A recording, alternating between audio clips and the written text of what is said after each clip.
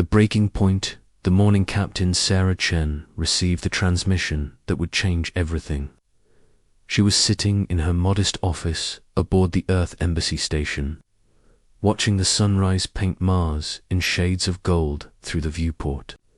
For 15 years, she had served as Earth's chief diplomatic representative to the Galactic Federation, and for 15 years, she had swallowed insults with a smile.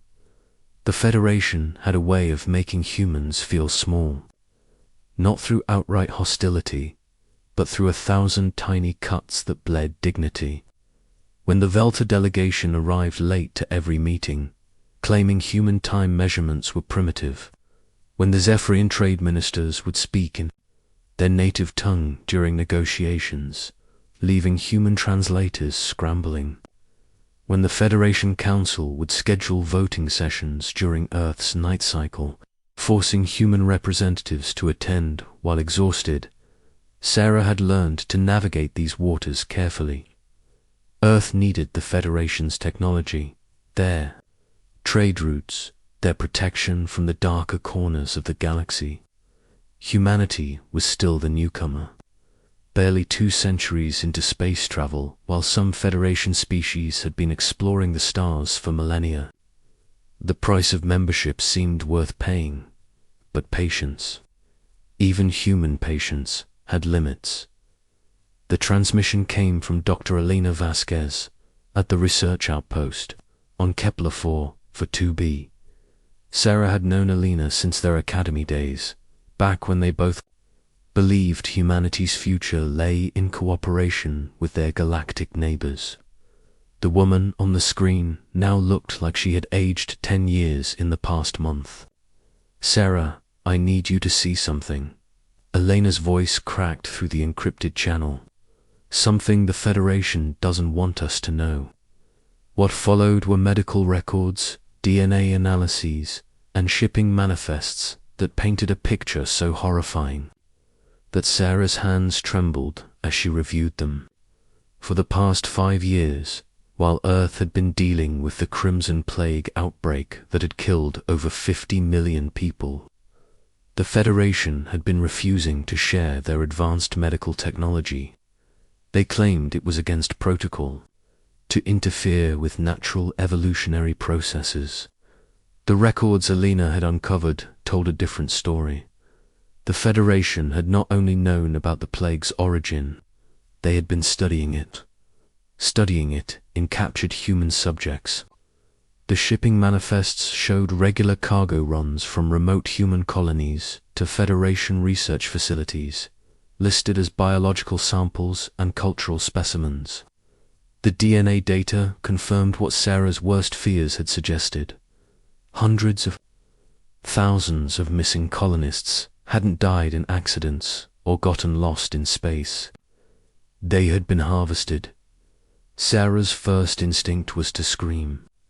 Her second was to reach for the emergency come to contact Earth Command, but her training kicked in before she could do either. She was a diplomat.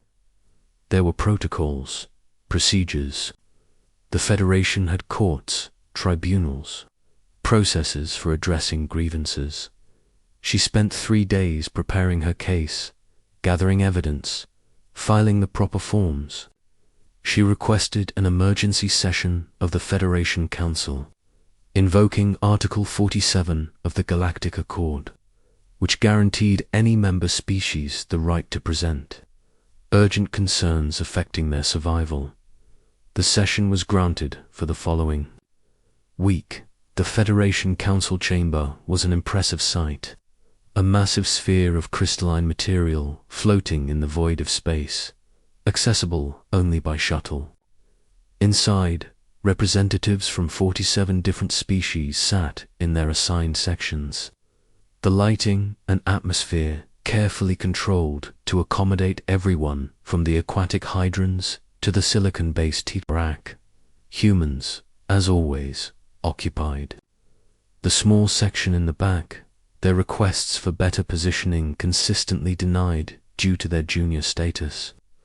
Ambassador Zethkar of the Reptilian Coalition called the session to order with his typical disdain. the 7-foot-tall creatures. Scales shifted from green to blue as he spoke, a sign of boredom among his species. The council recognizes the human petition, he announced, his voice carrying the weight of someone who had already decided the outcome. Proceed with your ... concerns. Sarah stood, her legs steadier than she felt inside. She had rehearsed this moment, prepared for every possible response. She began with the evidence, laying out the medical data, the shipping records, the DNA matches. She spoke of the plague that had ravaged Earth, while the Federation watched, of the missing colonists who had vanished without explanation, of the systematic harvesting of human beings for research purposes. The chamber was silent as she spoke, but not the silence of attention. It was the silence of indifference, broken only by the occasional chittering or clicking of species communicating in their native languages. When she finished presenting her evidence, Sarah looked around the chamber with hope that someone, anyone, would show concern for what she had revealed. Instead, she heard laughter. It started with a low rumble from the Thackeray delegation, a sound like grinding stone. The Veltar joined in with their high-pitched trilling. Soon, nearly half the chamber was expressing their amusement in various ways. From the Zephyrians' wing flapping to the Aquarians' bubble streams, Ambassador Zethkar's scales had shifted, two deep purple, indicating extreme amusement. The human representative seems to have confused scientific research with some kind of conspiracy, he announced to the chamber. The Federation's biological studies are conducted within all established protocols. The fact that humans cannot distinguish between voluntary participation and abduction speaks more to their primitive understanding of consent than any wrongdoing on our part. Voluntary participation. Sarah's voice cracked with disbelief. These were entire colonies that went missing. Families, children. Subjects who signed research waivers in exchange for Federation technology and medical treatment. Zethkar replied smoothly. The fact that these waivers were written in standard galactic rather than primitive human languages is not our concern. Ignorance of the law is not an excuse for breaking it. The chamber erupted in more laughter. Sarah realized with growing horror that they weren't denying her accusations. They were justifying them. In their view, humans were simply another resource to be managed, no different from the various plant and animal species they catalogued and studied throughout the galaxy. The Federation Council finds no merit in these accusations, Zethkar announced formally. The session is adjourned. Sarah stood in the emptying chamber, watching as 46 different species filed out, chattering among themselves about trade agreements and territorial disputes. Not one of them looked back at her. That night, alone in her quarters aboard the embassy station, Sarah sent a single encrypted message back to Earth. It contained just 3 words: activate Phoenix Protocol. She had hoped never to send that message. For 5 years, she had known about Phoenix, had helped design it during her brief stint with Earth Command before her diplomatic career. It was humanity's insurance policy, their answer to the question that kept military planners awake at night.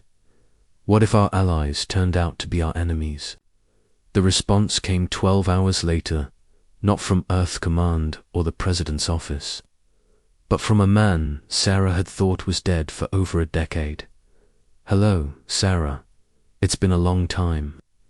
Admiral Marcus Kane appeared on her screen, looking exactly as she remembered him, except for the grey in his hair and the lines around his eyes that spoke of years spent in places that officially didn't exist. Kane had been Earth's most promising military strategist until he had disappeared following a classified mission to the Outer Rim. His death had been quietly announced 6 months later, just another casualty of humanity's expansion into dangerous territory.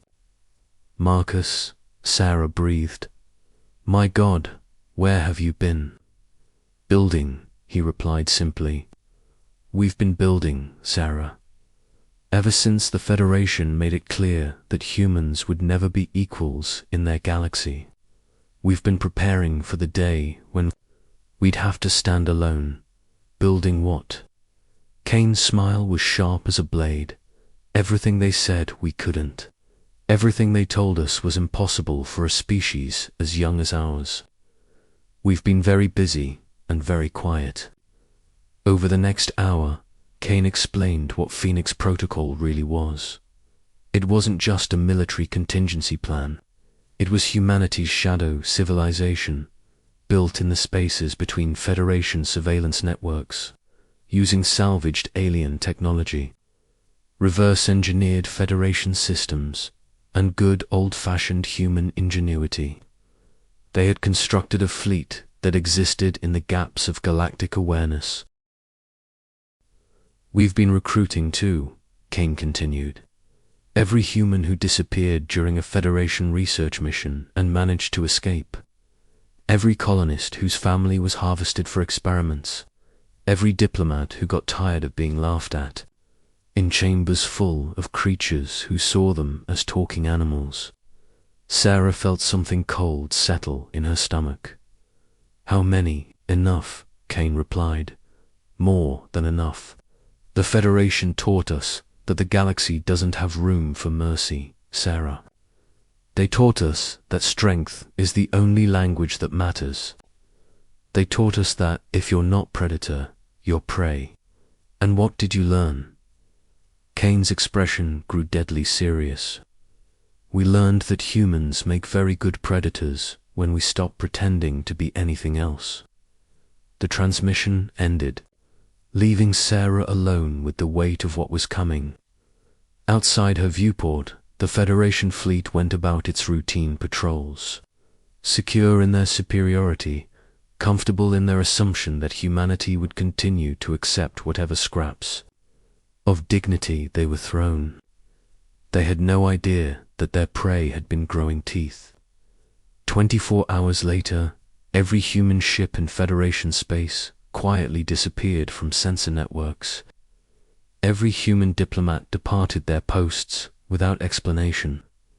Every human colony went dark, their communications arrays suddenly offline. The Federation Council demanded answers that never came. Earth's communications channels went silent. The embassy station, humanity's only permanent presence in Federation space, powered down and drifted empty. For 3 days, the galaxy wondered what had happened to humanity. On the 4th day, they found out. The first sign came at the Zentara Prime system, the Federation's largest military installation. Long-range sensors detected something approaching. At the edge of their detection grid, something big, something moving faster than Federation ships were supposed to be able to travel.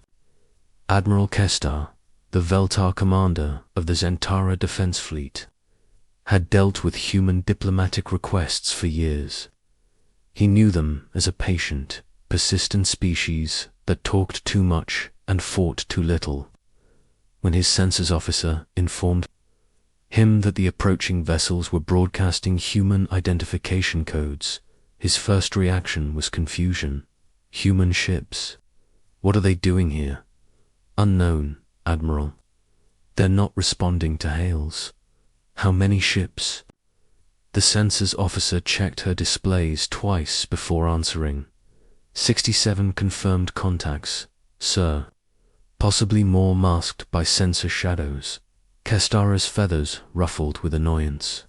67 ships was nearly twice the size of Earth's entire official fleet. Either the humans had been lying about their military capacity, or something very strange was happening. Put me through to the lead vessel, he ordered. The face that appeared on his screen was human, but not one he recognized from the diplomatic corps. This human was younger, harder, with the kind of scars that came from real combat. I am Admiral Kestar of the Federation 4th Fleet. You are approaching a restricted military zone. State your business here. The human looked directly into the camera with eyes that held no trace of the deference Kestar had grown accustomed to from their species. My name is Commander Jake Morrison, the human said quietly, and my business here is very simple, which is... Morrison's smile was cold as space itself. We're here to collect a debt. The Unleashing Commander, Jake Morrison, had spent 7 years planning this moment. 7 years since his sister had disappeared from the research colony on Titan's Hope. Officially listed as lost in a mining accident, despite the fact that no mining equipment had been damaged and no bodies had ever been found. 7 years since he had joined Admiral Kane's Shadow Fleet and learned the truth about what happened to missing humans. Now, staring at Admiral Kestar's confused expression on the main screen, Jake felt the cold satisfaction of a debt finally coming due. Commander Morrison, Kestar's voice carried the authority of someone accustomed to being obeyed. You will explain the presence of this fleet immediately, or I will consider it an act of aggression. Jake's response was to cut the transmission.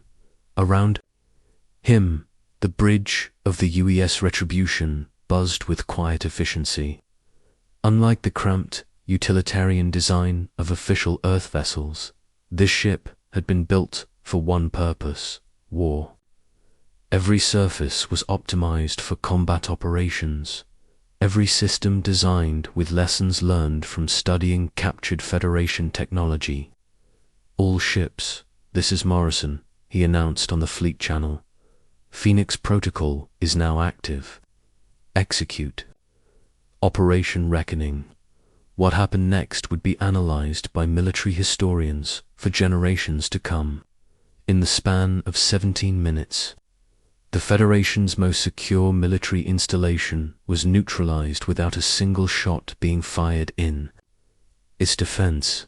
The attack began with what appeared to be a systems malfunction. Federation ships throughout the Zentara system suddenly found their sensors providing conflicting data. Their targeting computers couldn't lock onto the human vessels, which seemed to phase in and out of detection like ghosts. Their communications arrays began picking up phantom signals from empty space. Admiral Kestar watched in growing alarm as his fleet of 200 ships struggled with equipment failures that made no sense. What's happening to our systems? He demanded. His chief engineer, a 6-armed Nexari named Vorth, worked frantically at his station. It's like they're speaking directly to our computers, sir. Our systems are receiving override codes that shouldn't exist. They shouldn't have existed. But Dr. Elena Vasquez and her team had spent 5 years analyzing every piece of Federation technology they could acquire, legally or otherwise. They had discovered something the Federation had never expected. Their various species had built their technology using different base principles, but they all shared certain fundamental protocols for communication and navigation. Protocols that could be hijacked by someone who understood them well enough. The human ships weren't just invisible to Federation sensors. They were actively manipulating what those sensors reported. A ship that appeared to be approaching from the north was actually attacking from below. A squadron that seemed to be retreating was actually advancing under the cover of false sensor readings. But the most devastating revelation came when the human ships began to move in ways that violated everything the Federation thought they knew about physics. Commander Morrison's vessel accelerated to 0.7 light speed in less than 30 seconds, performed a 90-degree turn that should have reduced its crew to paste, and emerged from what appeared to be a micro-jump directly behind Kestar's flagship. Impossible, Kestar breathed, watching his tactical display. No ship can survive those acceleration forces. He was right. No Federation ship could survive them. But the humans had learned something during their years of being dismissed as primitive. They were very good at solving problems other species thought were impossible. The solution had come from Dr. Elena Vasquez's research into the Federation's own experiments on human subjects.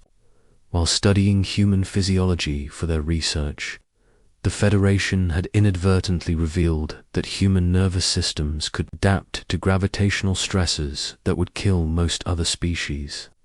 Combined with artificial gravity systems reverse-engineered from captured Federation technology, this gave human ships a decisive advantage in maneuverability.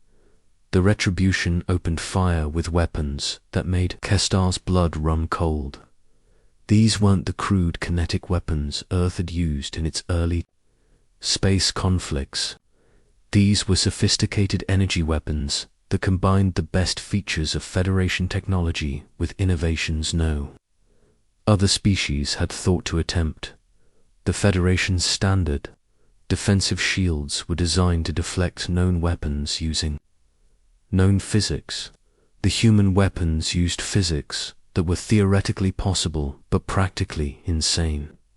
Plasma beams that changed frequency mid-flight to penetrate adaptive shielding. Projectiles that existed in multiple dimensions simultaneously. Energy weapons that somehow converted matter to pure force on impact. Kestar's flagship, the pride of the Federation Fourth Fleet, was disabled in the first volley. "Sir," his communications officer called out, "we're receiving a transmission from the human fleet. Audio only." "Put it through." The voice that filled the bridge belonged to Admiral Marcus Kane, though Kestar had no way of knowing that. "Federation forces," Kane announced. "You have 10 minutes to evacuate all personnel from your ships. After that time, we will consider any vessel that remains operational to be a threat requiring elimination." "This is Admiral Kestar of the Federation Fourth Fleet," he responded. "Under what authority do you make these demands?" "The authority of collected debt," Kane replied. "You took our people. You experimented on them. You laughed when we asked for justice. Now you pay for your mistakes. The Federation Council will never. The Federation Council has no say in this matter," Kane interrupted. "This is between Earth and everyone who decided humans were disposable. You have 9 minutes. What followed was chaos. Some Federation ships attempted to fight, their crews unable to believe that humans could pose a serious threat. Those ships were destroyed with methodical efficiency, their wreckage serving as a warning to others. Most, however, chose evacuation. The human fleet had come prepared for that choice. Massive transport vessels emerged from behind the main battle. Group vessels that had been built for one purpose: to collect every Federation citizen in the system and remove them safely to neutral space. This wasn't genocide. This was eviction. Within 6 hours, the Zentara system belonged to humanity. Every Federation installation had been either captured or destroyed. Every Federation citizen had been removed to safety, and every computer system in the sector had been infiltrated by human AI programs that would ensure the Federation could never use this system again. The news of Zentara's fall hit the Federation like a shockwave. Emergency sessions were called. Fleets were mobilized. Defensive positions were reinforced. But the Federation's response was hampered by a fundamental misunderstanding of what they were facing. They thought they were dealing with a human uprising, a desperate attempt by a young species to fight back against their betters. They prepared for a war of attrition, confident that humanity's limited resources would be exhausted within months. They were wrong on every count. The human fleet that had taken Zentara was just the beginning. Over the following days, similar fleets appeared at 12 other Federation systems. Not military targets this time, but research facilities. The same facilities where missing humans had been taken for voluntary experimentation. Each facility was given the same choice: evacuate or be destroyed.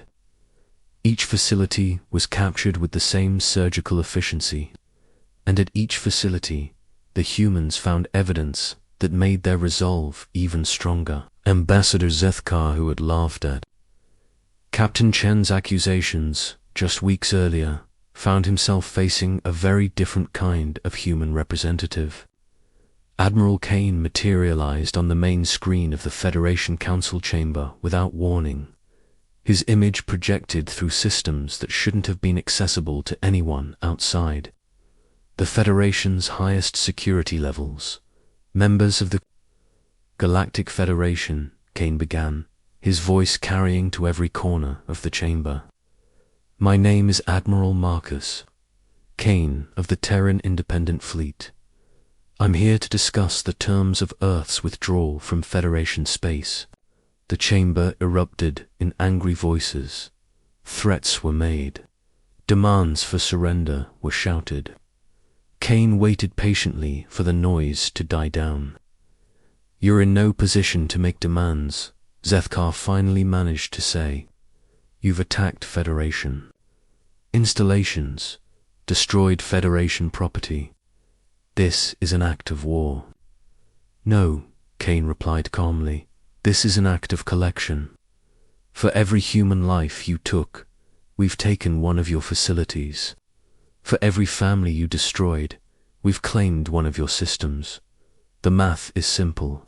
You cannot possibly believe you can stand against the combined might of 47 species, another ambassador called out.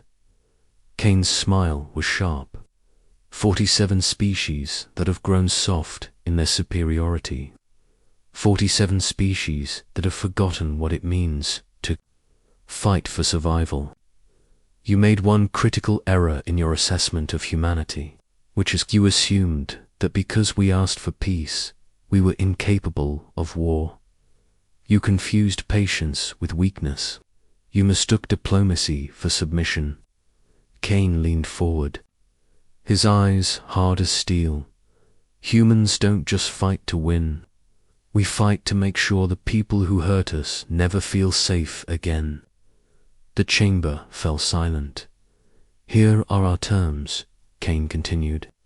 All human subjects in Federation custody will be released immediately. All research facilities conducting experiments on human subjects will be shut down permanently. All trade restrictions specifically targeting Earth will be lifted, and every Federation citizen will have exactly 72 hours to evacuate the 37 systems we've claimed as compensation for your crimes. Those systems contain billions of Federation citizens, Zethkar protested, and they'll all be safely relocated to other Federation worlds, Kane replied. We're not interested in genocide. We're interested in justice. But those systems now belong to Earth, and any Federation citizen who remains after the deadline will be considered an invader. The Federation will never agree to these terms. The Federation doesn't have a choice, Kane said simply. We're not asking for your permission. We're informing you of what's going to happen. The question is whether you want it to happen with minimal casualties or maximum casualties.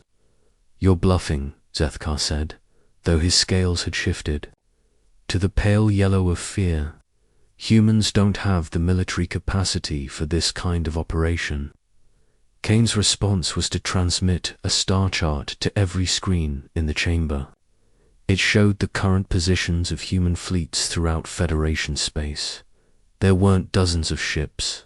There were thousands. Ships that had been built in secret, crewed by humans who had every reason to hate the Federation, and equipped with technology that combined the best of human ingenuity with the weaknesses they had discovered in Federation systems. We've been preparing for this day for over a decade, Kane explained. Every insult you gave us, we remembered. Every restriction you placed on us, we worked around. Every time you told us we were too primitive to understand your technology, we proved you wrong. You created us, Federation. You made us what we are. The chamber was completely silent now. 72 hours, Kane repeated. Don't test our resolve. We've already shown you what happens when humanity stops asking nicely. The transmission ended, leaving the Federation Council to contemplate a new reality. The prey had become predators. The junior species had become conquerors, and the galaxy would never be the same. In the days that followed, the Federation discovered just how thoroughly they had underestimated humanity. Human fleets appeared throughout their space, not as invaders, but as administrators. They provided transportation for evacuating Federation citizens. They maintained order during the chaos of mass relocation. They even provided medical aid to refugees, but they were absolutely inflexible about their demands. 72 hours became 60. 60 became 48. The Federation watched in stunned disbelief as billions of their citizens were relocated from worlds they had called home for generations. And through it all, the humans maintained perfect discipline. This wasn't revenge. This was justice. Cold, efficient, and absolutely final. When the deadline expired, Admiral Kane sent one final message to the Federation Council. The debt is settled, he announced. Earth withdraws from the Galactic Federation, effective immediately. The 37 systems under human control are hereby declared sovereign territory of the Terran Republic. Any Federation ship that enters these systems without permission will be destroyed. This isn't over, Zethkar managed to say. Kane's expression didn't change. Yes, it is. You had your chance to treat us as equals. You chose to treat us as resources. Now you live with the consequences. The transmission ended, and with it, humanity's membership in the Galactic Federation. But as the Federation would learn in the years to come, humans were much more dangerous as enemies than they had ever been as allies, and they had a very long memory for those who had wronged them. The galaxy had taught humanity that the strong take what they want from the weak. Humanity had learned the lesson well.